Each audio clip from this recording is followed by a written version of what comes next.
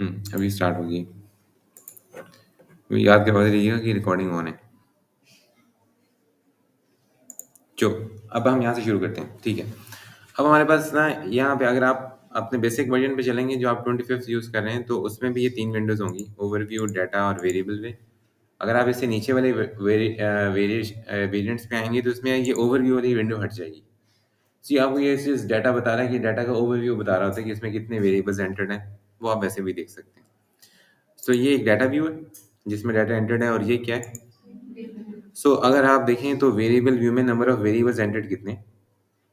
13। तो exactly data view में भी कितने होंगे? 13 ही होंगे। आगे देखें, ये आगे वी ए आर लिखा है। ये कोई वेरिएबल आप एंटर नहीं कर सकते। अगर आप यहाँ पे कोई एंटर करेंगे तो वहाँ पीछे एक वेरिएबल क्रिएट हो जाएगा, फिर उसका आपको नेम देना होगा। जैसे मैं एग्जांपल देता हूँ, यहाँ पे मैंने 22 लिख दिया। अब ये देखें, इसने एक वेरिएबल क्रिएट कर दिया खुद ही। अब मैं वेरिएबल व्यू में जाऊँगा तो ये देखें, ये वेरिएबल है। सो रूल इज कि आप यहाँ पहले वेरिएबल्स क्रिएट करें, उसके अगेंस्ट फिर आप डाटा एंटर करें। चलें, यहाँ से हम इसको डिलीट करते हैं। अब हम यहाँ से शुरू करते हैं। इसमें देखें 13 वेरिएबल्स हैं। इन 13 वेरिएबल को एट अ ग्लांस मुझे कुछ चीज़ें इसकी क्लियर होनी चाहिए, सिर्फ ग्लांस पे देखते हुए। इन 13 वेरिएबल में से कुछ वेरिएबल्स कंटिन्यूस हैं, कुछ वेरिएबल्स कैटेगोरिकल हैं। कुछ वेरिएबल्स क्या है? कंटिन्यूस हैं, और कुछ क्या है? कंटिन्यूस का मतलब क्या है? उसकी एवरी पॉसिबल वैल्यू यूज हो सकती है। कैटेगोरिकल का मतलब क्या है? कैटेगरीज होती है, यस एंड नो। अब ये देखें, इसकी टाइप सबकी न्यूमेरिक है। टाइप सबकी क्या है? इट मीन ये सब आपको एक्सेप्ट करेगा, जो आप वेरिएबल एंटर करें उसको नंबर्स में एक्सेप्ट करें। आप 1 2 3 लिख सकते हैं, 4 5 नंबर कोई भी लिख सकते हैं, तो ये न्यूमेरिक है। कुछ ऐसे वेरिएबल्स भी हो सकते हैं कि उसमें आप न्यूमेरिक नहीं, अल्फा न्यूमेरिक हो। फॉर एग्जांपल आप अल्फाबेट सीखें तो उसमें आपको इसकी टाइप चेंज करनी पड़ेगी। अभी मैं पहले वाले क्वेश्चन पे आ रहा हूँ। हमें कैसे पता लगेगा कि इस 13 में से कितने कैटेगोरिकल हैं और कितने कंटिन्यूस हैं? सो नेक्स्ट है इसकी विड्थ। आप यहाँ पे कोई भी न्यूमेरिक वैल्यू 8 डिजिट लंबी एंटर कर सकते हैं। 8 से ऊपर ये एंटर नहीं करने देगा। अगर आपने करनी है तो आपको ये विड्थ बढ़ानी पड़ेगी। सेकंड, विड्थ के बाद आगे क्या लिखा हुआ है? डेसिमल। बाय डिफॉल्ट यहाँ 0 लिखा हुआ है, लेकिन बाय डिफॉल्ट यहाँ पे 2 भी आता है। तो अगेन इसको आपको चेंज करने की जरूरत। आप कोई भी वैल्यू एंटर करेंगे तो आपको 2 डेसिमल प्लेस तक वो वैल्यू एंटर कर सकते हैं।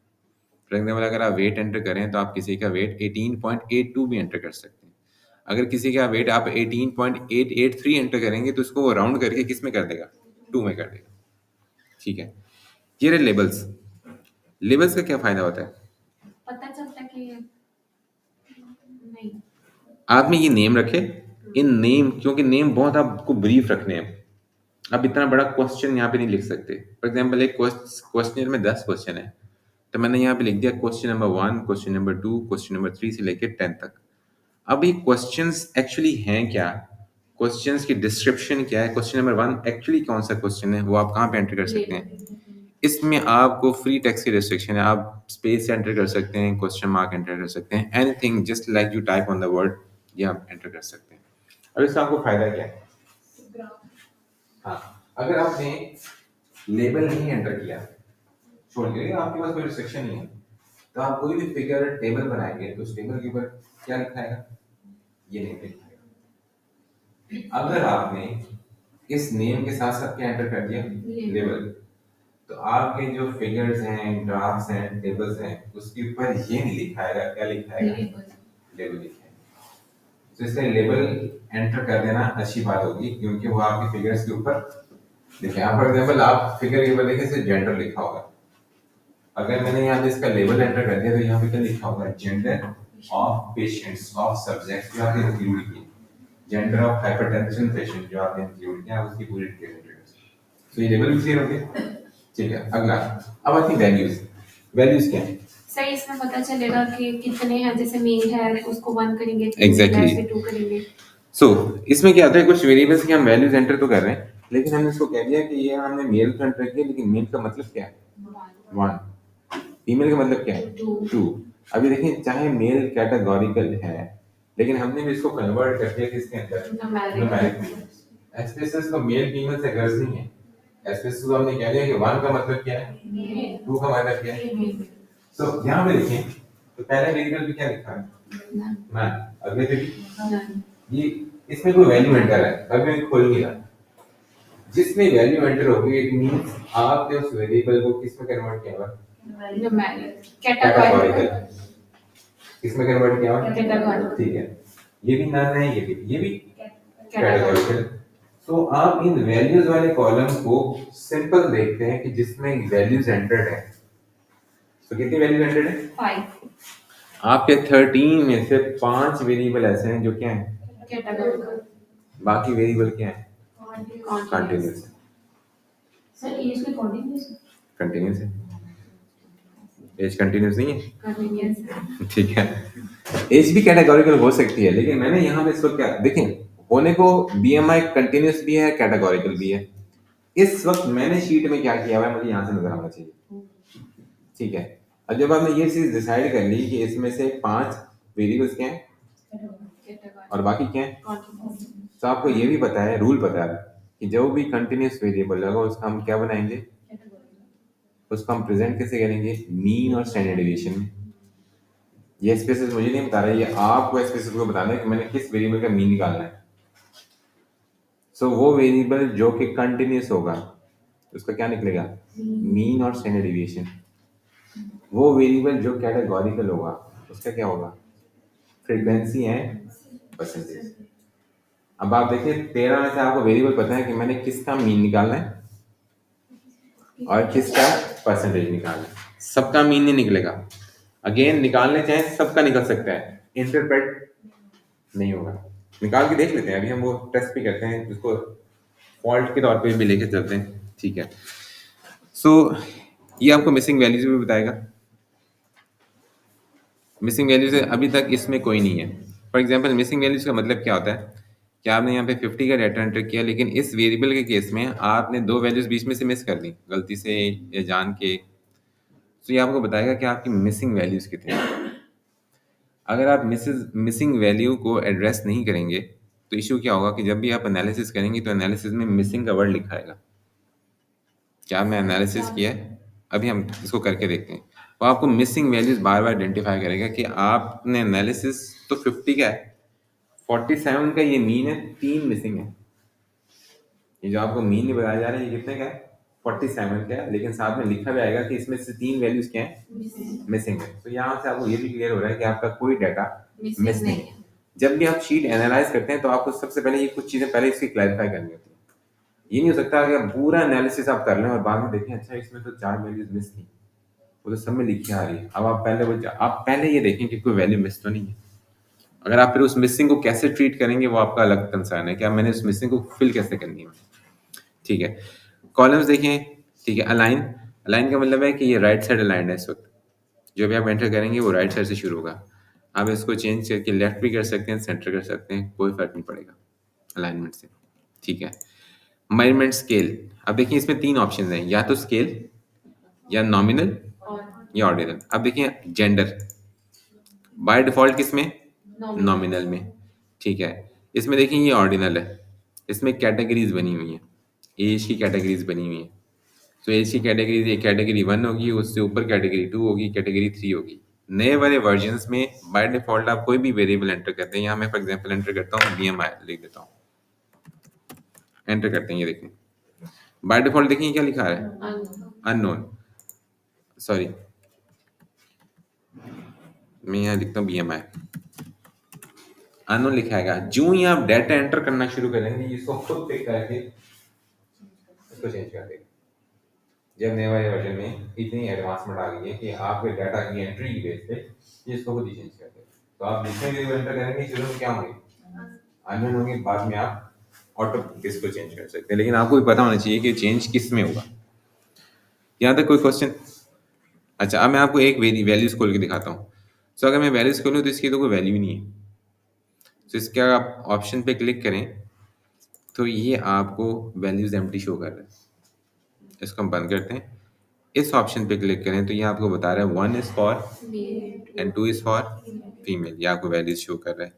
आखिरी पे देखें तो मैंने फिर किया तो ये देखिए इसने एज की बना दी कैटेगरीज। सो मैंने एज को ओपन भी रखा हुआ है और एज की क्या बनाई हुई है, सो एज की मैंने कैटेगरीज भी बनाई हुई है कि मेरी जितनी एज है उसमें लेस देन 40 कितने हैं, 41 टू 60 कितने हैं और 61 से। तो ये आपके पास ऑप्शन है कि आप एज को कैसे रखना चाहते हैं। तो आप उस वेरिएबल को भी यूज करेंगे, इसको भी। आप वो जो ऊपर वाला वेरिएबल है वो जो एज जिसकी कोई वैल्यू नहीं है उसका आप निकालेंगे नहीं, लेकिन इस वेरिएबल का आपको क्या निकालना है, फ्रीक्वेंसी एंड पर्सनलाइजेशन। क्लियर हो रहा है? ठीक है। तो ये इसकी मेन फील्ड में एक खाली स्केल लिखा हुआ है और एक नॉमिनल लिखा हुआ है। हाँ, नॉमिनल किसके लिए होगा? नॉमिनल का मतलब क्या होता है? यस एंड नो, जिसका कोई रैंक ऑर्डर ना हो। और खाली स्केल स्केल का मतलब है कि इसमें कंटिन्यूस है, आपने न्यूमेरिक वैल्यूज एंटर की हुई है। ठीक है। तीसरा केस क्या है? ऑर्डिनल। ऑर्डिनल का मतलब क्या है? रैंक ऑर्डर में, रैंक ऑर्डर। इसमें देखें तो इस वक्त आखिरी स्केल सिर्फ ऑर्डिनल पे है, बाकी सारा या तो नॉमिनल है या वो स्केल पे है। रैंक ऑर्डर में क्या है? रैंक ऑर्डर में देखें तो एज है, एज की उसने कैटेगरीज बनाई हुई हैं, less than 40, greater than 41 to 60, और थर्ड पे क्या लिखा हुआ है? Greater than 61। ऊपर भी है जैसे हाँ, ऊपर भी है। अब वो ऊपर वाली एज की कोई कैटेगरीज नहीं है, वो वो कंटिन्यूस है। ये देखिए कुछ चीज़ नहीं है। यहाँ तक क्लियर हो गया? कंटिन्यूस। ठीक है। अच्छा, अब आप चाहते हैं कि मैं ये जो वेरिएबल इसको मैं क्लियर कर देता हूँ, आप चाहते हैं नहीं यहाँ पे ना एक आईडी तो, एज तो है, आईडी भी है, मैं चाहता हूँ पेशेंट्स का नाम भी एंटर होना चाहिए, पेशेंट्स का नेम। तो मैं यहाँ वेरिएबल इंसर्ट भी कर सकता हूँ, सिंपल जाके इंसर्ट वेरिएबल करें तो यहाँ वेरिएबल इंसर्ट हो जाएगा। तो मैं यहाँ लिख देता हूँ name dot of dot patients. Dot सिर्फ इसलिए कि मैं स्पेस को हटा रहा हूँ, डॉट से एंटर किया तो इसने भी अननोन रखे। अच्छा, अब जब मैं नाम एंटर करूंगा तो नाम बाय डिफॉल्ट क्या होगा? वो लिखा हुआ है न्यूमेरिक। नाम तो नंबर नहीं हो सकता, तो हमें नाम को कन्वर्ट करना है किसमें? अल्फाबेट्स में। तो आप इस न्यूमेरिक को आप चेंज करके करेंगे स्ट्रिंग में। किस में करेंगे? स्ट्रिंग में। अब स्ट्रिंग में देखें न्यूमेरिक था तो इसमें देखें विड्थ और डेसिमल आ रहा था, स्ट्रिंग में कन्वर्ट किया तो क्या हुआ? बाइट्स। बाइट्स का मतलब है अल्फाबेट्स। सो आप यहाँ पे आप नाम एंटर कर सकते हैं, लेकिन उसका नाम में कितने अल्फाबेट्स हो सकते हैं? ये तो थोड़े हैं। तो हम मैक्सिमम कर देते हैं कि कोई जितना लंबा लंबा मर्जी नाम हो तो ये इसमें कंपनसेट हो जाता है। हम उसको बाय डिफॉल्ट मैक्सिमम लिमिट इसकी कितनी है? 99। उसको ओके करते हैं। ओके करते हैं, देखिए इसने उसको ऑटोमेटिक कन्वर्ट कर दिया किसमें? नॉमिनल में। अब आप डाटा व्यू में आए, ये रहा नेम ऑफ पेशेंट्स। अब आप यहाँ पे सबसे पहले देखें तो 1 एंटर करता हूँ, सॉरी मैं यहाँ पे अब वो एंटर कर सकता हूँ अल्फ़ाबेट्स। तो यहाँ पे मैं एंटर करता हूँ। अब आपको हर पेशेंट का यहाँ पे नाम लिखना है। सो आपने इतनी मेहनत करके यहाँ पे कितने का डाटा है? 50 का डाटा है, आपने 50 नाम एंटर कर दिए, तो उन नामों का आप करेंगे क्या? उसके बाद आप पाई चार्ट बना के बताएंगे कि मेरे पास अहमद नाम के 4 लोग थे, अली नाम के 5 थे, तो इन नामों का आप कुछ नहीं करते। सो इन नामों को आप एंटर भी नहीं करते। आप कर लें बहुत अच्छी बात है, लेकिन आगे कुछ होगा नहीं। दैट इज वाई हम नेम एंटर करते ही नहीं इसमें, क्योंकि एनालिसिस में वो यूज। अब क्वेश्चन है कि नेम एंटर नहीं कर रहे तो हम उसकी आइडेंटिटी कैसे रखेंगे? सो आपने पहला परफॉर्मा उठाया, फॉर एग्जाम्पल आपने पहला परफॉर्मा है, सो आपने पहला परफॉर्मा यहाँ एंटर किया। तो जब आपने इसको एंटर किया, so that was this pro forma, ये एंटर किया तो इसकी बाय डिफॉल्ट आईडी देखिए क्या आ रही है? 1 आ रही है। अब उस परफॉर्मा में बड़ा सा क्या लिख देंगे? 1, और उसके बाद उसको रख देंगे। अब आपने टोटल कितने परफॉर्मा एंटर किए? 50। कल को किसी डाटा मिस होता है तो आपको पता है कि ये जो परफॉर्मर नंबर 10 में डाटा मिस है, तो आप कौन सा परफॉर्मर ढूंढेंगे? 10 वाला। आप ये नहीं ढूंढेंगे कि इसकी एज कितनी है, एज 2 मैचिंग भी हो सकती है, आईडीज मैच नहीं हो सकते। ठीक है, सो मैं इसको रिमूव कर रहा हूँ। अच्छा, अब कुछ और चीज़ें हैं जो बर्ड आई वी में आपको क्लियर होनी चाहिए। सबसे पहले देखें एज। अब मुझे कैसे पता लगेगा? अब मिसिंग वैल्यूज का एक तरीका तो ये है कि यहाँ से मैं देख लूँ ये मिसिंग वैल्यूज आ रही हैं, अभी नन आ रही हैं। ठीक है, अभी मैं यहाँ पे दोबारा आता हूँ और मैं एक और तरीका है कि मिसिंग वैल्यूज देखने का, मिसिंग वैल्यू या एनॉर्मस वैल्यूज देखने का। एनॉर्मस वैल्यू का मतलब क्या है? ऐसी वैल्यू जो बहुत एक्सट्रीम पे जा रही है। फॉर एग्जाम्पल क्या होता है कि मैंने ये एक वैल्यू है 57 थी, इस 57 को मैंने 557 एंटर कर दिया गलती से, आपके सामने किया। अब ये टाइपो एरर है। 557 किसी की एज नहीं जैसे 44 को मैंने 444 एंटर कर दिया, टाइपो एरर है। डाटा तो 50 का है, बहुत थोड़ा है, ये तो आप रिव्यू कर सकते हैं। समझिए डाटा 5000 का है, फिर तो बहुत मुश्किल है, मिसिंग भी नहीं आएगा। मिसिंग तो वो होगी जो एम्प्टी वैल्यू है। इस वैल्यू को पकड़ने का तरीका क्या है? जब आपके पास डाटा बहुत ज़्यादा हो, आप उसको एक दफ़ा रिव्यू करें। आप हर वेरिएबल के ऊपर जाएं, इसको राइट क्लिक करें और इसको सॉर्ट कर दें सेंडिंग या डिसेंडिंग। सॉर्ट कर दें सेंडिंग, सो मैं इसको सेंडिंग करता हूँ। सो सेंडिंग में सबसे छोटी वैल्यू ऊपर, सबसे बड़ी नीचे। तो मुझे यहाँ से क्लियर हो गया कि एज सबसे छोटी कितनी है, 28 समझ आती है। बढ़ती हुई जा रही है, जाने के बाद एंड पे वैल्यू कौन सी आ रही है, 557। अब अगर कोई ऐसी वैल्यू होगी जो बड़ी एक्सट्रीम होगी, या तो वो ऊपर आ चुकी होगी या वो नीचे आ चुकी होगी। सो आपके पास 12th वैल्यू पे आपने कंफर्म किया ये 557 नहीं है, ये एक्चुअली 57 है। आपने इसको सेव कर दिया। तो आप हर वैल्यू को ये कर सकते हैं, डाटा 5000 को तब भी ऐसे ही होगा। तो सर वो तो इस तरह नहीं होगा, वो तो एज अरेंज हुई है, तो हमें कैसे पता चलेगा कि इस वाली की ही ये थी? वो तो इस साइड से तो नंबर सारे रेंज हो गए, सारा सारा उसके अकॉर्डिंग अरेंज हो गया, सारा अरेंज हो गया। जरा वापस कर दो। हाँ, अब क्वेश्चन आता है कि वापस कैसे करना है। अब ये इनका क्वेश्चन है। अब ये क्वेश्चन है, ये तो वापस नहीं होने वाला, ये तो वापस नहीं हो सकता। असेंडिंग और डिसेंडिंग ऑर्डर में होने के बाद वापस इसको नॉर्मल नहीं कर सकते आप। अब ये अगर आपने कर बैठे तो ये तो बहुत बड़ा मसला होगा। तो यस इस चीज को सॉर्ट आउट करने के लिए आप देखिए यहाँ पे तो आईडी तो बाय डिफॉल्ट ये भी तो लिखा है ना पास। मैंने इस आईडी के अलग इस आईडी को लिखा, ये आईडी का मुझे फायदा क्या है? हालांकि आईडी वही है। अब ये लेकिन किसी का अगर 12 है तो वो 12 ही होगा। अगर मैं इसको करूं तो वो सेम है, वही नंबर है जो इधर लिखा हुआ है। अब इसको मुझे फायदा क्या? अगर मैंने इसको वापस करना है तो उसका तरीका क्या होगा, तो सोचें।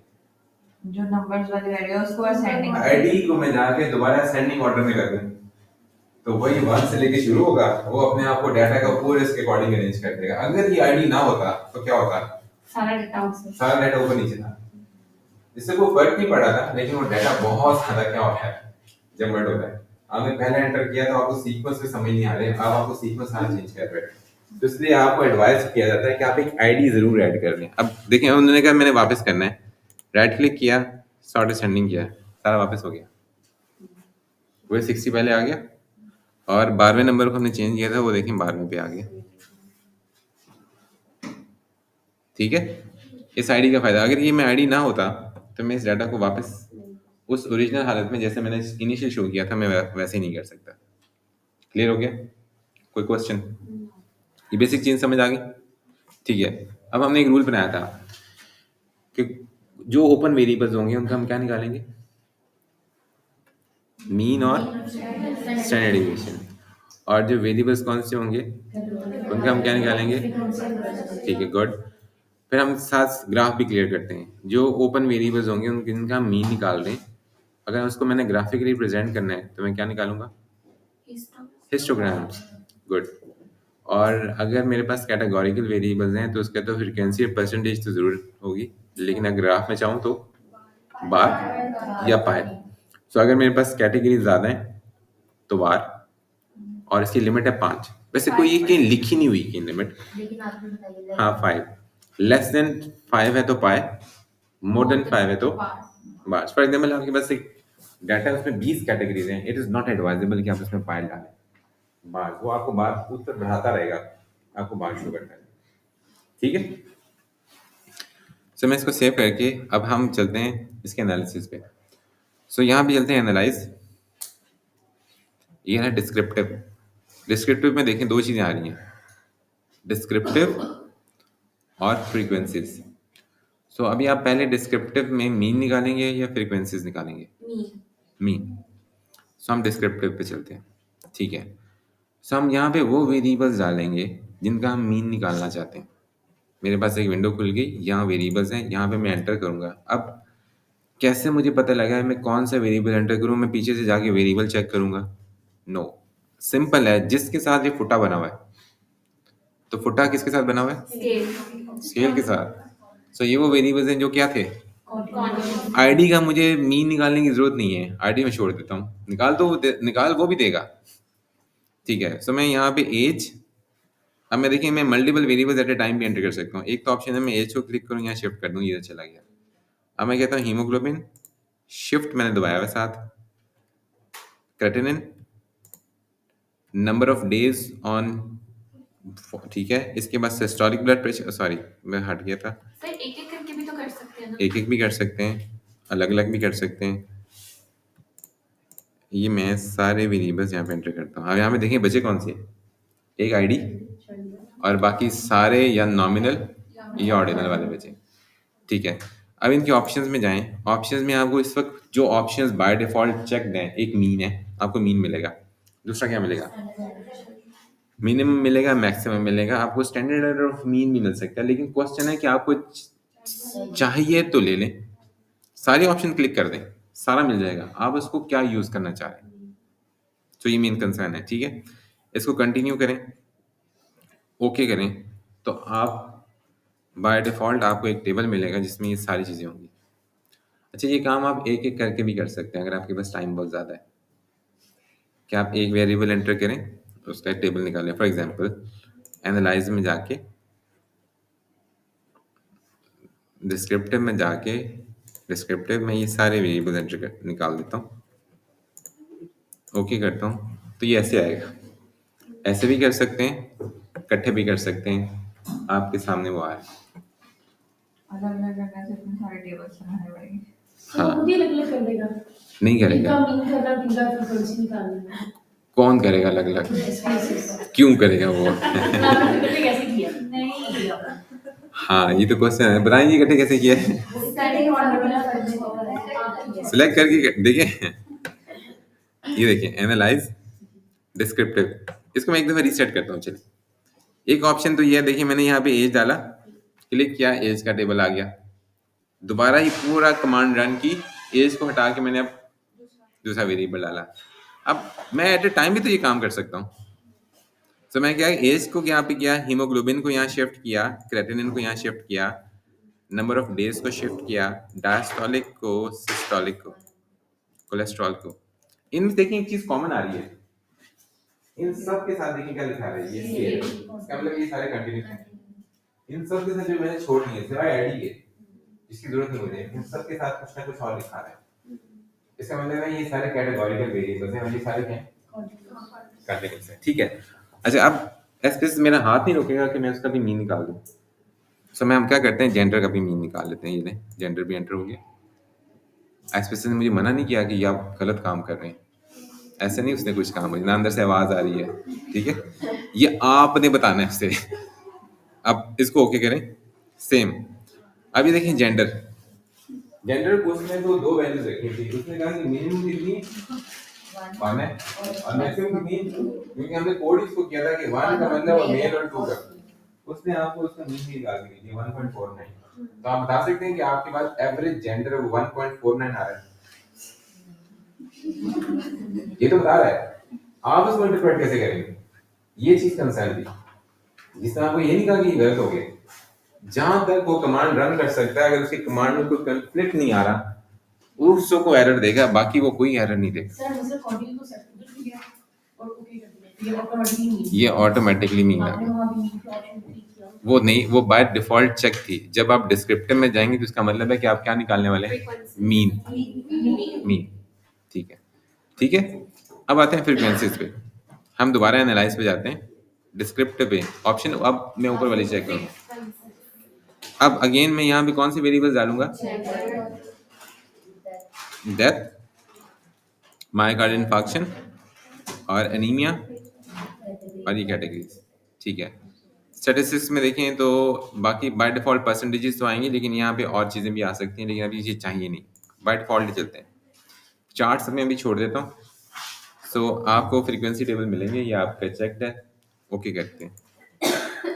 सो आपके पास ये देखें, एक आपको स्टैटिस्टिक्स का जनरल टेबल मिलेगा, उसमें देखें वो कहेगा कि आपके जेंडर ऑफ पेशेंट्स का उसने एनालिसिस किया, उसमें देखें वैल्यू कितने 50 और मिसिंग कितनी, जहां मिसिंग अगर होता 1 आता तो यहाँ पे मिसिंग दिखाना शुरू होता। अभी हम करके दिखाते हैं।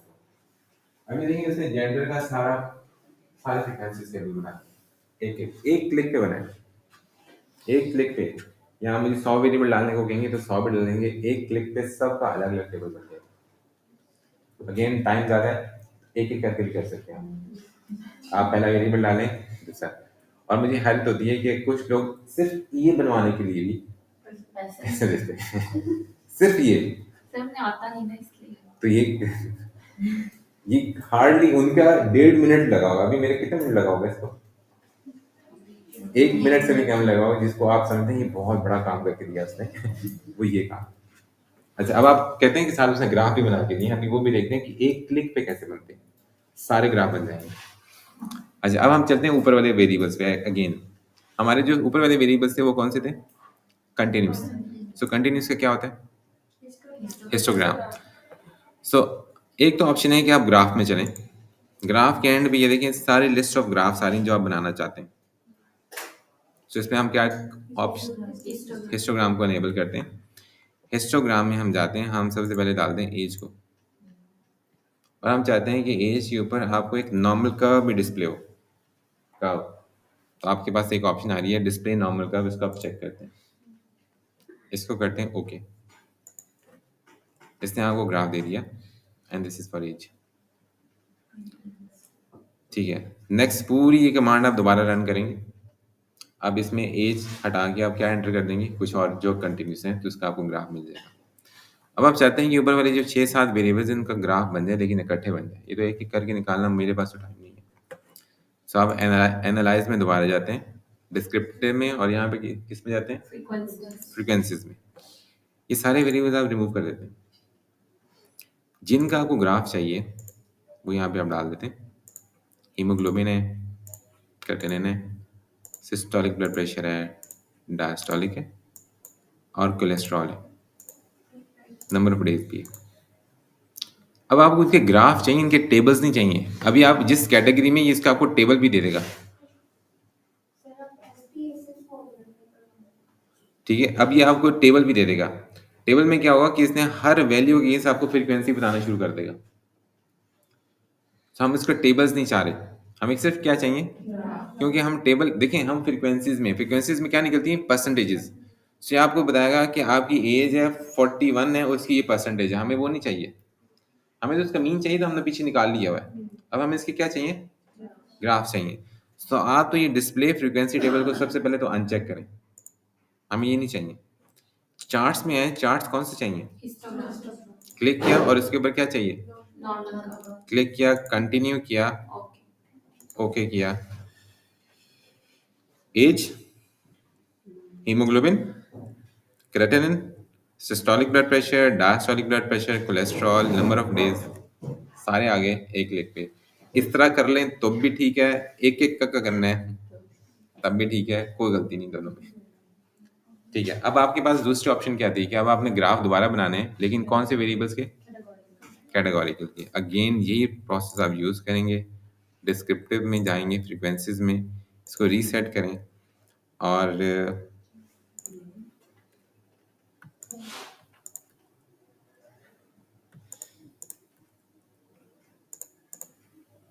ये वेरिएबल्स मैंने चूज़ किए। डिस्प्ले फ्रीक्वेंसी टेबल मुझे चाहिए नहीं, अवल चाहिए तो ऑलरेडी बन चुके हुए हैं। ठीक है, तो मैं इसको क्लिक भी कर दूंगा तो कोई इशू नहीं है। चार्ट्स में जाएं, चार्ट्स में आपको क्या चाहिए? पाई चार्ट या बार चार्ट जो भी है। आप पाई चार्ट को क्लिक करते हैं, कंटिन्यू करते हैं, ओके करते हैं, तो आपके पास ये सारे पाई चार्ट बन जाते हैं। सर हम सर ऐसे ये सारा डाटा एक एक पे भी कर सकते हैं। हाँ, दोबारा बताएं, सॉरी। मैंने कहा ये सारा डाटा, मतलब जो जितने भी हमने चार्ट बनाने हैं और साथ में टेबल्स बनाने हैं, तो सारा हम एक साथ भी बना सकते हैं। हाँ, अगर मैं इसको चेक करता हूँ तो ये तो मैंने आपको जस्ट समझाने के लिए, अब आपको समझ आ गई कि इसमें क्या क्या हो सकता है, तो मैं इकट्ठे भी तो बना सकता हूँ। सर वो तो फिर 1 मिनट में बन जाएंगे। हाँ, वो 1 मिनट से भी कम में टाइम लगेगा। बन जाएगी और नीचे की प्रॉब्लम उसे अन कर रहे थे। हाँ, उसको क्लिक कर दूंगा तो देखें, क्लिक करूंगा तो ये वाले जो ऊपर वाले टेबल्स हैं उसके साथ ही आ जाएंगे। जो टेबल्स, ये वाले टेबल्स, ये जो आ रहे टेबल, ये इसके साथ आ जाएंगे, हर चार्ट के साथ आ जाएंगे। एक टेबल आएगा उसका। सर वो फिर उसी के साथ आएगा ना, जैसे आपने ऊपर सेपरेट नहीं, सेपरेट आएंगे, सेपरेट आएंगे। देखिए, अब ये देखें, ये ओके किया है, तो यहाँ से ये दोबारा उसने बनाया, ये इसके ऊपर टेबल्स हैं, शुरू में टेबल्स होंगे फॉलोड बाय, अब आप ये चाह रहे होंगे नहीं टेबल के साथ ग्राफ है, ऐसा नहीं आ रहा ठीक है, वो आप खुद डाल लें, इस तरह नहीं है। आप चाहते हैं आप हिले भी ना बिल्कुल, वो हर चीज आपका रिजल्ट भी लिख के दे दे, वो ये नहीं हो सकता, ठीक है।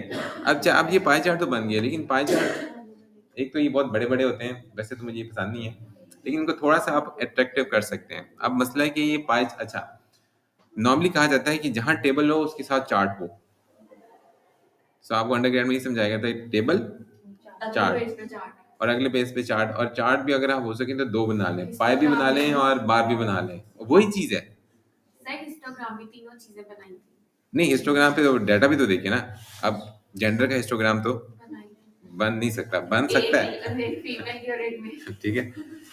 सो अब इसको, अब क्वेश्चन है कि इसको हम कहते हैं रिडंडेंसी ऑफ डाटा। आपने वही इंफॉर्मेशन टेबल में लिखी हुई है, वही इंफॉर्मेशन आप ग्राफ में दे रहे हैं, तो आपको चाहिए कि आप एक इंफॉर्मेशन एक जगह दें, ये चीजें आप रेप्लिकेट करें। सो आपने कहा कि मैंने सिर्फ पाई चार्ट देने हैं, तो आप पाई चार्ट को लेबल भी होना चाहिए, तो सारी इंफॉर्मेशन कहाँ होनी चाहिए, पाई चार्ट के अंदर। सो इस पाई चार्ट को आप डबल क्लिक करते हैं, एक विंडो खुलेगी। अब इसको थोड़ा सा अट्रैक्टिव करने के लिए हम क्या करते हैं कि इसको एक्सप्लोर कर देते हैं, ये ऑप्शन आ रही है ऊपर, पाई सेपरेट हो गए, अगर 3 होंगे तो ये 3 सेपरेट हो जाएंगे, ठीक है। एक ऑप्शन ये है, इसके नाम है शो डाटा लेबल्स, इसको आप क्लिक करेंगे, एक थर्ड विंडो, सॉरी दोबारा कर रहा हूँ, एक थर्ड विंडो दोबारा ओपन होगी। अब देखें 2 कैटेगरीज आ रही हैं, एक है काउंट, ऊपर है डिस्प्लेड, और नीचे क्या लिखा हुआ है, डिस्प्लेड में काउंट बाय डिफॉल्ट लिखा आ रहा है, और इसने काउंट देखें बीच में एंटर कर भी दिया। सो आपके 50 में से 26 ये लोग हैं और 24 ये लोग हैं, लेकिन मैं चाहता हूँ काउंट के साथ क्या है, जब भी आप नंबर पे चलते हैं तो नंबर के साथ आपको हमेशा फ्रीक्वेंसी जरूर लिखनी है, क्योंकि ये काउंट बहुत मिसलीडिंग हो सकता है, फ्रीक्वेंसी बहुत आपको फ्रीक्वेंसी फॉलोड बाय नंबर जरूर देना है, ये इनको ऑल्टरनेट करना है। सो नॉट डिस्प्लेड में देखें लिखा हुआ है परसेंट, परसेंट को मैं ऊपर प्रमोट कर देता हूँ, अप्लाई करता हूँ। अब मैंने सीक्वेंस में विंडोज क्लोज करनी है, सबसे पहले थर्ड फिर सेकंड। अब आउटपुट फाइल में आऊंगा तो मेरे पास जो ये डाटा है ये आ रहा है। अब आप एक और चीज गौर करें, इसके ऊपर क्या लिखा आ रहा है, ये उसका क्या था, लेबल था। अगर मैं ये लेबल डिलीट करूं तो खाली क्या आएगा, जेंडर आएगा। अब आप ये ग्राफ को आपने जितना एडिट करना है वो यहीं कर सकते हैं, आप इसको यहाँ से कॉपी करेंगे और वर्ड पे पेस्ट करेंगे। एक दफा आपने वर्ड पे पेस्ट कर दिया, फिर ना तो आप इसका लेबल छेड़ सकते हैं, ना ऊपर वाली चीज छेड़ सकते हैं, ना कुछ भी नहीं छेड़ सकते। कलर भी चेंज करने तो यही चेंज होंगे। सो वर्ड में एज ये पिक्चर शिफ्ट होगा, पिक्चर जो कि एडिट नहीं होगी, या तो आप कोरल ड्रॉ पे जाके उसको फिर एडिट करें दोबारा, वो पिक्चर एडिटिंग सॉफ्टवेयर से बहुत लंबा काम है। सो ये सारा काम आप यहीं पे एंटर करेंगे, ठीक है। अच्छा अब मैं इन्हीं के ये जो आपने फ्रीक्वेंसीज थी, मैं इन्हीं के मैं ये टेबल्स हटा के चार्ट्स को मैं कन्वर्ट कर रहा हूँ किस में, बार में। इसका हम कंटिन्यू करते हैं, ओके करते हैं। ये देखिए इतने मोटे मोटे बार बन गए, ठीक है। ये मेल फीमेल ये देखिए इतने अच्छे अच्छे बड़े बड़े बार लग रहे हैं आपको, इनको भी आप लेबल कर सकते हैं। Again process is same, double click. अब देखिए ये ऑप्शन ऑटोमेटिकली अनलेबल्ड है, क्योंकि बार ऑलरेडी स्प्लिट है, बार को फर्दर स्प्लिट करने की जरूरत नहीं कि बार इससे पहले सेपरेट है, इससे पहले सेपरेट है। सिर्फ ये ऑप्शन आपको यूज करनी पड़ेगी शो डाटा लेबल्स की। सो आप शो डाटा लेबल्स पे जाते हैं, काउंट ऑलरेडी डिस्प्लेड है, परसेंट के ऊपर कर सकते हैं। आप इनकी जो प्लेसिंग है वो भी चेंज कर सकते हैं। आप चाहते हैं कि ये जो सारा सेंटर में आ रहा है ये सेंटर में ना आए, ये सारे टॉप पे आए। अभी देखिए मैंने कस्टम पे जाके इसको क्लिक किया तो ये टॉप पे चले जाएंगे, इसको क्लिक किया तो ये सेंटर में आएंगे। अब इसको अप्लाई करता हूँ, देखिए अप्लाई करते हैं, क्लोज। अब ये देखिए सारे लेबल्स टॉप पे चले गए।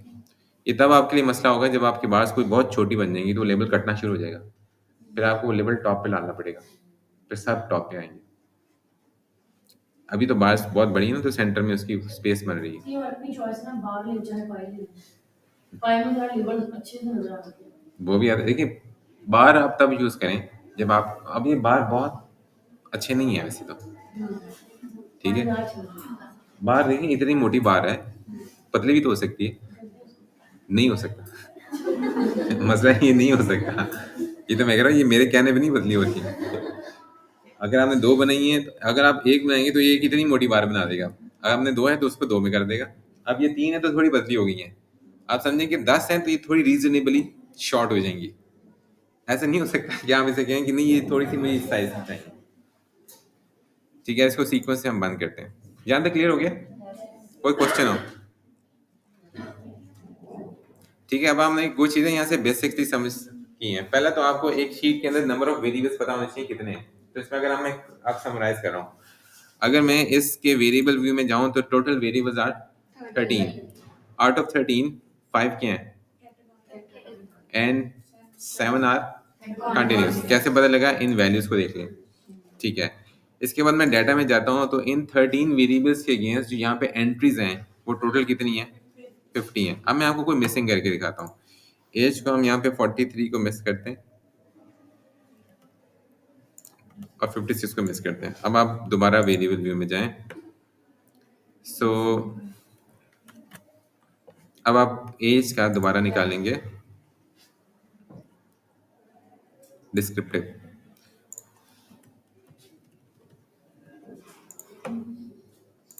सो ओके करें। अब ये देखें, उसने ऑटोमेटिकली एज नंबर कितना कर दिया? 48। मिसिंग आपको वैसे शो नहीं कर रहा, लेकिन आपको नंबर में वो कितना कर रहा है, हालांकि डाटा कितना है। तो आपको यहाँ से क्लियर होता है कि ये मिसिंग में आ रहा है। ठीक है, यहाँ तो कोई क्वेश्चन हो? बेसिक चीजें समझ आ गई। अब आपको एक शीट पहले देखने में क्या करनी है आपको समझ आ रहा है। आपको ये स्टेप्स थोड़े से काउंट इन करने चाहिए कि आपको स्टेप वाइज क्या करने हैं। सो आपको कोई भी शीट दे दे, कोई किसी की भी शीट आपके पास आए, अब आपको ये पता होना चाहिए कि मैंने इसका फ्रीक्वेंसी किसकी निकालनी है और मीन किसका निकालना है। तो आपको उस बंदे से भी पूछने की जरूरत नहीं, उसका सिर्फ डाटा ऑब्जर्व करना है। डाटा में कोई वैल्यू नहीं है तो आप सबका मीन निकाल दें। डाटा में कुछ की वैल्यूज एंटर हैं तो आप जिनकी वैल्यूज एंटर हैं उनकी आप परसेंटेज निकाल दें, बाकी छोड़ के क्या निकल आएगा? जब जिनका मीन नहीं करा है तो मीन के साथ उनकी क्या आएगा? हिस्टोग्राम्स आएंगे, अगर आप ग्राफिकल में चल रहे हैं। और अगर आप उस पर चल रहे हैं कैटेगोरिकल में तो आपको पाए ये बार चार्ट। यहाँ तक क्लियर हो गया? अच्छा, अब नेक्स्ट आता है मैनिपुलेटिंग द डाटा।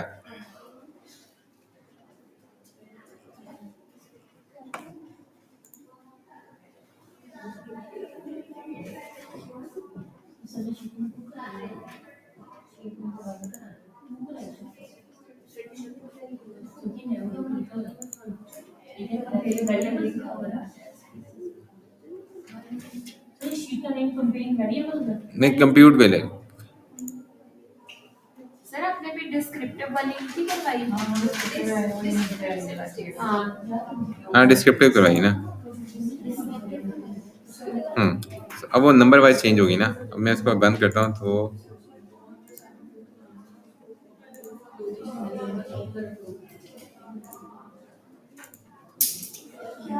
तो अब मैं चलता हूँ कंप्यूट में।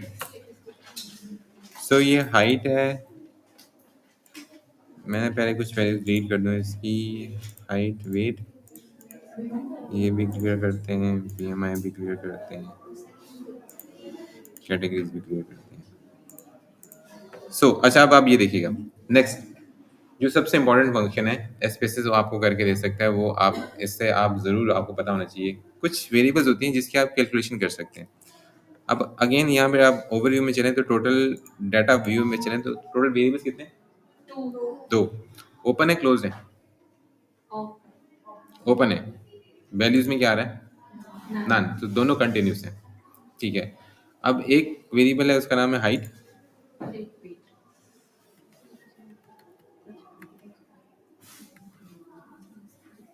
हाँ, एक है हाइट, मैं इनको 1 मिनट रिमूव करता हूँ।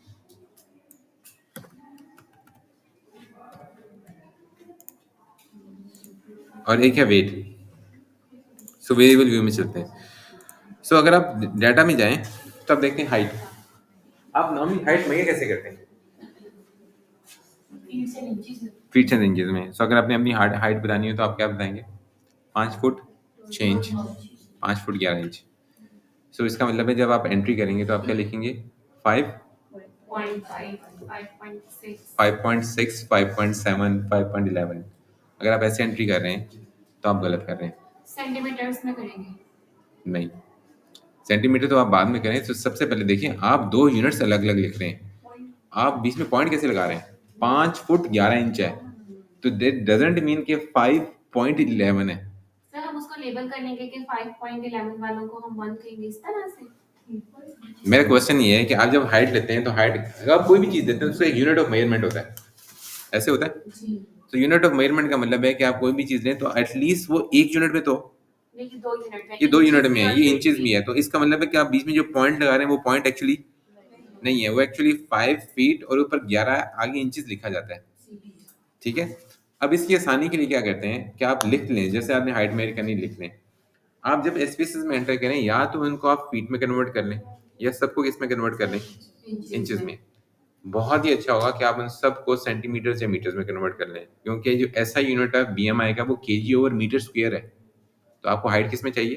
तो ये बड़ा लंबा काम हो जाएगा।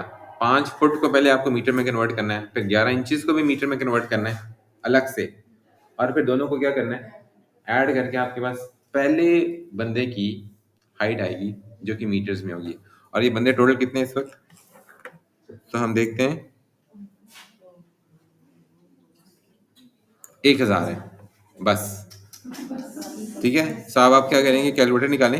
इन सबका बीएमआई सो अब आप इन सब का ना सबसे पहले हाइट को कन्वर्ट करना शुरू करें, एक एक करके।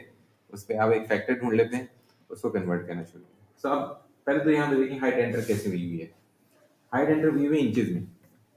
उसका आसान हल क्या होता है, आपने इंचेस को तो वहीं रखा, फीट को इंचेस में कन्वर्ट कर दिया।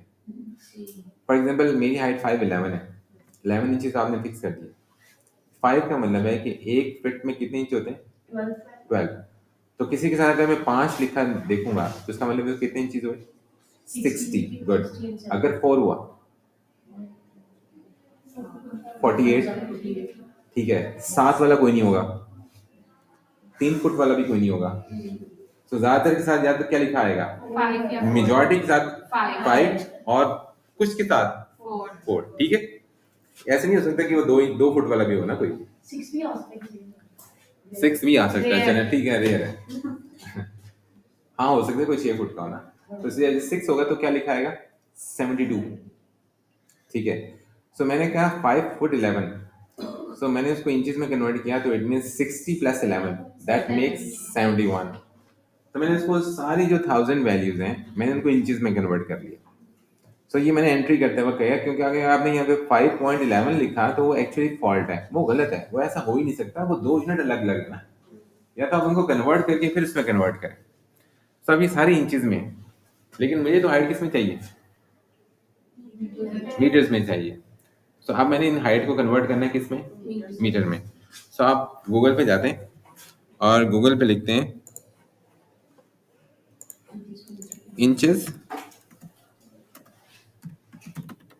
टू मीटर कन्वर्टर, ये हमने खोला तो ये आ गया। सर यहाँ पे तो एक एक का करके करना पड़ेगा। तो वही करने वाले हैं ना, शाम तक तो हो जाएगा। सो हम हमने कहते हैं पहले है 63, सो हम यहाँ पे लिखते हैं 63। हमारे पास क्या आ गई? 1.6 आ गई। अब मैंने यहाँ पे एंटर कर देनी है हाइट 1 सॉरी एक मिनट ये बात करता हूँ। सो मैं यहाँ पे हाइट ले लेता हूँ 1.6 समथिंग थी 3, ये हाइट आ गई। और इसको मैं वेरिएबल को नेम कर देता हूँ, ये हाइट है डॉट मीटर्स। सो अभी आपने एक कर लिए, बाकी 999 रह गई हैं। तो इसका एक आसान हल भी है, मैं आपको अब वो तरीका बताता हूँ। इसको हम रिमूव कर देते हैं। अब इसका एक शॉर्टकट है जिसमें आप एक क्लिक में ये 1000 को मीटर में कन्वर्ट कर सकते हैं। तो आपको सबसे पहले वही गूगल पे जाना है और गूगल पे इसको 1 करना है। तो अगर 1 इंच हो तो मीटर्स कितने होंगे? 0.0254। ये आपको एक वैल्यू याद रखनी है। तो 63 है तो ऑटोमेटिकली 63 से मल्टीप्लाई हो जाए, 2 से कन्वर्ट हो जाए। ठीक है। सो हम स्पेसिस पे जाते हैं, इसको ट्रांसफॉर्म में एक ऑप्शन है that is called compute variable. इसके अंदर एक कैलकुलेटर है, पूरा कैलकुलेटर है। इसमें हम कंप्यूट में जाते हैं, इसको क्लिक करते हैं। अब ये आपसे पूछता है कि आप क्या कैलकुलेट करना चाहते हैं, वो जो नया वेरिएबल आप क्रिएट करना चाहते हैं उसका नाम क्या होगा।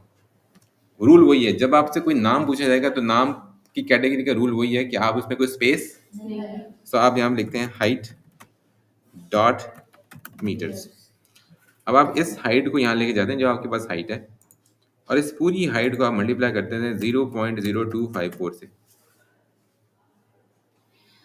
सर ये हमें पहले क्यों नहीं बताया? हम लोगों ने जब लास्ट टाइम की थी तो हमने एक एक का बीएमआई निकाला था, मतलब वो कोई अभी तो बीएमआई निकाला नहीं मैंने 200 प्लस था डेटा और सबका बीएमआई अभी तो बीएमआई निकाला नहीं, अभी तो मैं हाइट कन्वर्ट कर रहा हूँ ना। तो बीएमआई सर में हमने पहले हाइट कन्वर्ट की फिर बीएमआई, वो तो बहुत लंबा पूरा दिन लग गया था। तो ये तो आप सुपरवाइजर से पूछ लें अपने, सर हमें पता ही नहीं था। ठीक है। अब इसे ओके करें, ओके किया। ये आपके सामने एक पूरा हाइट का वेरिएबल है जो टॉप से लेके बॉटम तक है और कोई मिस भी नहीं है, क्योंकि हमने कोई वैल्यू मिस भी नहीं की थी, तो ये पूरा मीटर्स में कन्वर्ट हो गया। सर इसमें तो एरर के चांसेस भी कम होते होंगे जो आप करते होंगे उसमें जरा सा दो ऊपर हो गया टाइप, तो जी। उसमें एरर उठ रही, वो सुन के करना, एक विंडो सीधे शिफ्ट करना, वो याद नहीं रहता कि आपने वहां क्या देखा था। तो ये तो एक क्लिक पे होगा, इसमें कोई एरर भी नहीं। अच्छा, ये सिर्फ हाइट वेट के लिए नहीं है, आप ऐसे बहुत से क्वेश्चनर यूज करने वाले हैं जिसकी स्कोरिंग होती है। वो जो आप मैनुअली गूगल पे उसके एक एक क्वेश्चन की डाल के स्कोरिंग करते हैं, तो वो स्कोरिंग यहाँ पे भी हो सकती है। ये सिर्फ हाइट वेट नहीं है इसमें। अब आप इसमें एंडलेस पॉसिबिलिटीज खुद बनाए ना, कोई भी कैलकुलेशन है। अब जैसे ओडीआई है, ओडीआई का क्वेश्चन ऑस्पेसिटी डिसेबिलिटी इंडेक्स है, इसमें 10 क्वेश्चन है, एक क्वेश्चन की आगे स्कोरिंग है, तो 10 क्वेश्चन आपने एंटर किया, आपने उसकी स्कोरिंग यहाँ पे कैलकुलेट कर ली। सर हमने तो एंड पे खुद ही अपनी मर्जी से नंबर लिख के खट दिया था, तो वो ही नहीं था। तो ऐसे ही होना था। ठीक है, यहाँ तक क्लियर हो गया। इसको मैं अब दोबारा कर रहा हूँ लेकिन किसी और चीज के लिए। अब मेरे पास हाइट भी आ गई, लेकिन हाइट भी मीटर्स में, वेट मेरे पास ऑलरेडी किस में, केजीज में है, क्योंकि हम वेट नॉर्मली पाउंड पे मेजर नहीं करते, केजीज में हम मेजर करते हैं। अब एक मुझे चाहिए बीएमआई, सो मैं अगेन ट्रांसफॉर्म में जाता हूँ, कंप्यूट में जाता हूँ, इसको रीसेट करता हूँ, मुझे चाहिए बीएमआई। बीएमआई का हमने यहाँ फॉर्मूला लिखना है बस। So BMI is actually weight divided by height again height, metre square होता है ना, ठीक है। मैं क्लिक करूंगा तो यहाँ पे क्या आ जाएगा। सर आपने वो सेंटर में क्या डाला है? अगर आप कंप्यूटर में हैं तो वो मल्टीप्लाई का निशान नहीं होता, वो छोटा सा स्टैरिक होता है, अच्छा ठीक है कंप्यूटर वाली लैंग्वेज। जी। डिवाइड वो डिवाइड नहीं होता, स्लैश होती है, ये और डिवाइड वो होती जो है, स्टार्स है वो मल्टीप्लाई, वो मल्टीप्लाई। ठीक है, सो अगर आप ये करेंगे तो आप क्लिक करेंगे तो क्या आ जाएगा, बीएमआई अगेन नहीं आएगा, आएगा लेकिन गलत आएगा। इक्वेशन फिर गौर से देखें, wait divided by height square. अगर मैं ये इक्वेशन को क्लिक कर दूंगा तो इस ने क्या करना है, इसमें सबसे पहले इस वेट को इस हाइट पे डिवाइड कर दें। मैं चाहता हूं पहले ये सॉल्व हो, तो इसको मैं क्या कर दूंगा, ब्रैकेट में डाल दूंगा। सो इसका हल है कि मैं इसको रिमूव करता हूं, ये ब्रैकेट डाले हुए हैं, इसको यहाँ पे हाइट मल्टीप्लाइड बाय हाइट। अब ये पहले ब्रैकेट ओपन करेगा और फिर डिवीजन करेगा। वो मैथ वाला रूल याद करते हैं, bracket open, division, multiplication, addition and subtraction. तो सबसे पहले ये ब्रैकेट ओपन इस रूल को फॉलो करेगा। अब ये चीज बेसिक्स है ना, ये तो चीजें आपको पता ही होनी चाहिए कि आप देखें जब भी आप कैलकुलेटर पे भी कर रहे होते हैं तो वो आपकी बाय डिफॉल्ट इस रूल को फॉलो कर रहा है। अगर मैं क्लिक कर दूं तो उसने वही करना था, पहले डिवाइड कर देना था और फिर उसको उस पर करना था, और इसमें बहुत डिफरेंस आना था, बहुत ज्यादा डिफरेंस आना था। इसको ओके करें, सबका बीएमआई भी आ गया। ये जान के डाटा 1000 का आपको इसलिए दिखा रहा हूँ ताकि आपको पता लगे कि ये कितना टीडियस काम हो सकता है। 50 के लिए तो समझ आती है, आप चले मैनुअली कर लें, 100 150 एरर के चांस, ये आप ये करके दे रहे हैं आपको। अभी भी स्टोरी खत्म नहीं हुई। अब ये तो बीएमआई है ओपन, सो बीएमआई में अगर हम इसको अरेंज करूं राइट क्लिक करके, सो मिनिमम बीएमआई कितना आ रहा है 13, और मैक्सिमम देखें तो किसी का 57 भी आ रहा है। ये तो बहुत ज़्यादा बीएमआई है, ठीक है। अब मैं चाहता हूँ कि ये जो बीएमआई है ना, इसकी मुझे कोई कैटेगरीज भी बना दे। सर ये खुद ही सेटिंग ऑर्डर में हुआ है। नहीं नहीं, मैंने किया, अभी क्लिक किया।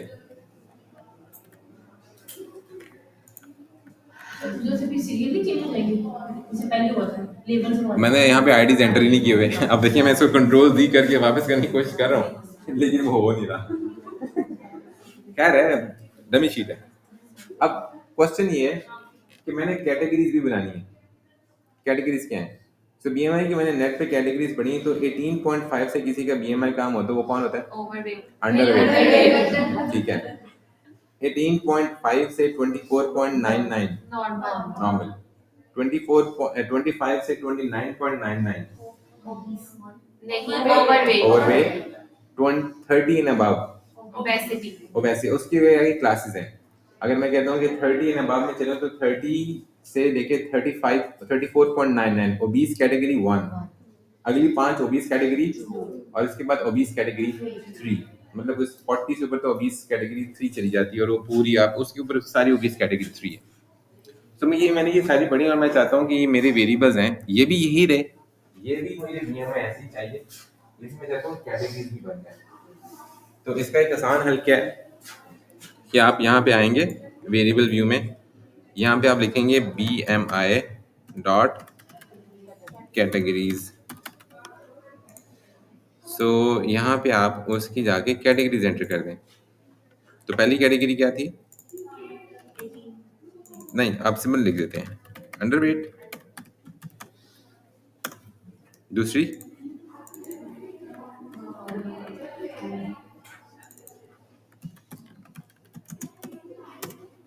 तीसरी ओवरवेट,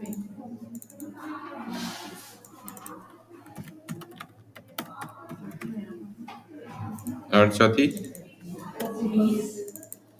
OBESE ओबीस 1 मैं लिख रहा हूँ, क्लास 1 है। अगली फिफ्थ ओबीस 2, और लास्ट में है सिक्स ओबीस 3। ठीक है, ओके कहते हैं, डाटा व्यू में आते हैं, ये आपके पास आ गई कैटेगरीज। अब आप यहाँ क्या करते हैं, पहली वैल्यू देखते हैं, ये कहाँ है? 18 से कम है, तो इसका आप लेबल एंटर करते हैं 1। ऐसा करते रहें और आप शाम तक 1000 कैटेगरीज को लेबल कर दे रहे हैं। ऐसे ही क्या? ठीक है, ये इसका सबसे अच्छा शॉर्टकट है। ठीक है, अब इसका असल शॉर्टकट क्या है? इस कैटेगरीज को आप डिलीट कर दें। मैं इसको डिलीट नहीं करता, मैं इसका नाम चेंज कर दूँ ताकि इसकी जस्ट कि मैं इसको यूज कर सकूं दोबारा। चलें, अब हम अगेन ट्रांसफॉर्म में जाएं। ट्रांसफॉर्म में अब आपके पास 2 ऑप्शंस हैं, ये आपके पास ये ऑप्शन लिखी हुई है 2। पहले ऑप्शन देखिए, पहले क्या लिखी हुई है? Record into a, same way, मतलब एक वेरिएबल आप यहाँ पे चूज करें, उसी सेम वेरिएबल को किसी में रिकॉर्ड कर लें, लेकिन वो जो सेम वेरिएबल आप रिकॉर्ड करने वाले हैं वो खत्म हो जाएगा और वो नए वेरिएबल में कन्वर्ट हो जाएगा। ठीक है, दूसरा ऑप्शन क्या है? Different variable, record into different, वो वेरिएबल भी वही रहेगा और वो दूसरा वेरिएबल भी क्रिएट हो जाएगा। मुझे सबसे सूटेबल कौन सा लग रहा है? दूसरा वेरिएबल भी क्रिएट, अगर मैं करूँ तो मुझे वो बीएमआई पे खत्म हो जाएगा मेरा। मैं चाहता हूँ वो भी रहे, जहाँ मुझे उसकी जरूरत हो तो मैं उसको यूज कर लूँ, जहाँ नहीं जरूरत तो मैं उसको कर लूँ। तो मैं Recode into a different variable, हम चलते हैं Recode into a different variable. आप कौन से वेरिएबल को रिकोड करना चाह रहे हैं? बीएमआई को। कैटेगरी वाले तो हमने बाद में क्रिएट किया ना। सो जो अब आप देखिए इसके आगे क्वेश्चन मार्क है, आप इसको किस में रिकोड करना चाह रहे हैं? कैटेगरीज, उसका नाम क्या है? यहाँ पे आप लिख देंगे BMI डॉट कैटेगरीज। इसको आप चेंज कर दें, चेंज करेंगे तो आपका कन्वर्ट हो जाएगा वेरिएबल उसमें। अब आप उसको आपको वैल्यूज भी देनी होंगी। अब ये देखिए कैटेगरी में अभी भी इसने आपको ओके एनेबल नहीं करके दिया। अब आप इसको इस पे जाएंगे, आप इसको लेबल देंगे। सो हम ओल्ड एंड न्यू वैल्यूज पे जाते हैं। अब ये लिखी हुई ओल्ड वैल्यूज, ये क्या लिखी है? तो अब आपने इसको कन्वर्ट करना है। सो हम 2-3 ऑप्शन यूज करते हैं ताकि आपको क्लियर हो। मैंने कहा था 18.5 से जितना भी कम है कोई बंदा, तो वो क्या होगा? सो मैं इसको रेंज यूज करता हूँ, लोएस्ट थ्रू। इससे नीचे जितने लोग हैं वो सारे कन्वर्ट हो जाएं किसी एक वैल्यू में। सो मैं यहाँ पे 18.5 में एंटर कर देता हूँ। अब नाम से देखिए, range lowest through value, lowest से लेके कहाँ तक? 18.5 तक। और मैं इसको नया लेवल देता हूँ यहाँ पे 1। इसको देता हूँ 1 और ये ऐड कर देता हूँ। सो ये लोएस्ट वैल्यू से लेके 18.5 तक जितनी वैल्यूज उसको कन्वर्ट किस में कर देगा, उसके आगे 1 लिख देगा। ठीक है। सेकंड, अब मैं लोएस्ट वैल्यू तो अब तो मैं मिड में हूँ, 18.5 से 24 तो मैं अब रेंज वाली ऑप्शन यूज करूंगा। यहाँ पे लिखूंगा 18.5 24.99, इसको मैं कन्वर्ट करूंगा 2। नेक्स्ट 25.0 से लेके 29.99, इसको मैं कन्वर्ट करूंगा 3। Next 30.0 to 34.99 4। नेक्स्ट 35.0 39.99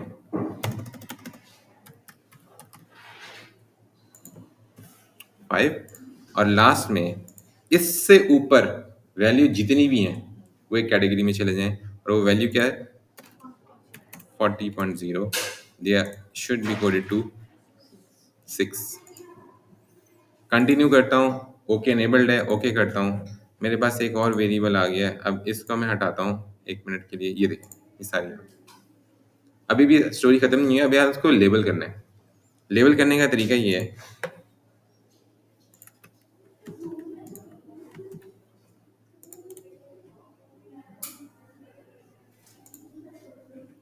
ये मैंने इसको लेबल भी कर दिया, मैंने ऊपर वाला लेबल इस पर कॉपी कर दिया।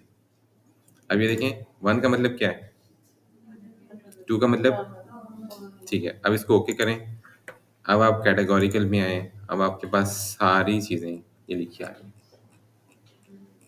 सो हमें अब 1000 का डाटा है, मैं एट अ ग्लांस आपको ये इस तरह बता सकता हूँ कि मैं उसकी फ्रीक्वेंसीज में जाऊँ, बीएमआई कैटेगरीज में जाऊँ, चार्ट्स में जाऊँ, पाई चार्ट में जाऊँ, ओके करूँ, तो मेरे पास ये डाटा आ गया है। और उस डाटा में क्लियर लिखा हुआ है कि मेरे पास इस वक्त 8.4% लोग अंडरवेट हैं, 20.5%, 17.3, 17.4, ठीक है। और उसके बाद देखें तो 14.2 के हैं, और 20 इसके बाद 21.7 के हैं, ठीक है। और टोटल कितने आ रहे हैं 99, मतलब 999, 995 आ रहे हैं। 5 मिसिंग है, 5 मिस हुए हैं, तो इसका मतलब है कि 5 को सही तरह कहीं कोड, और टोटल नीचे कितने आ रहे हैं 5 मिस हो रहे हैं। अब क्वेश्चन है मिस कैसे पकड़ने, तो हम बीएमआई को अगेन सेंडिंग करते हैं,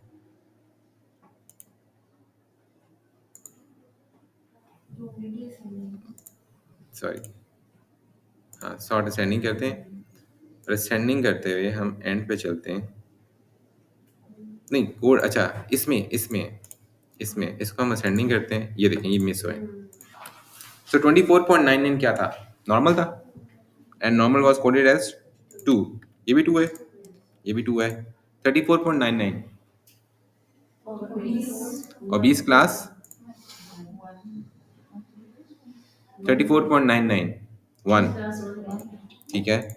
और इसको भी हम डालते हैं ओबीस क्लास 1 में, इसको सेव करते हैं, एनालाइज में दोबारा जाते हैं। ऑलरेडी चीज़ें सेट हैं क्योंकि आपने अभी ये कमांड रन की है, ओके करते हैं। अब देखें 24.99 जो बॉर्डर वाली रेंज है ना, कई दफ़ा उसको पिक, एक्चुअली ये बॉर्डर वाली रेंज के अंदर नहीं आ रहा, या तो वो उसकी अगर आप मैं डेसिमल और आगे लेके जाऊँ तो ये कहीं और वैल्यू आ रही है, क्योंकि उसको राउंड हुई है, इस वजह से वो बॉर्डर वाली रेंज को कई दफ़ा मिस करता है। अगेन मिस करना कोई इशू नहीं, लेकिन आप उसको आइडेंटिफाई करें क्या मिस हो रहा है। अब देखें कोई मिसिंग नहीं है, ठीक है।